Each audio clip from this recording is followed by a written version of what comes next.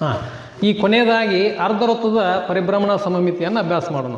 ಇದ್ರದ್ದು ವೃತ್ತ ಕೇಂದ್ರನ ಏನಂದ್ರೆ ಅದು ಪರಿಭ್ರಮಣ ಕೇಂದ್ರ.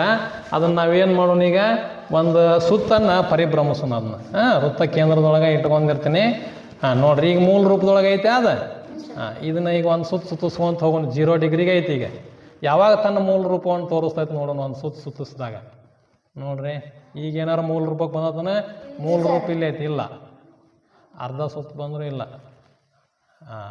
ಯಾವಾಗ ಒಂದು ಮೂಲ ರೂಪಕ್ಕೆ ತೋರಿಸ್ತದ, ಒಂದು ಪೂರ್ಣ ಸುತ್ತನ್ನು ಸುತ್ತಿದಾಗ ಮೂಲ ರೂಪವನ್ನು ತೋರಿಸ್ತಿ. ಹಾಗಾಗಿ ಇದ್ರದ್ದು ಪರಿಭ್ರಮಣೆಯ ಕ್ರಮ ಒಂದು, ಹೌದಲ್ಲ, ಒಂದು ಸಲ ಅಷ್ಟ ಮೂಲ ರೂಪವನ್ನು ತೋರಿಸೈತಿ. ಆನಂತರ ಇದ್ರ ಪರಿಭ್ರಮಣ ಕೋನ ಟೋಟಲ್ ಅದ ಒಂದು 360 ಡಿಗ್ರಿ ತಿರುಗಿದಾಗ ಮೂಲ ರೂಪ ತೋರಿಸೈತಿ.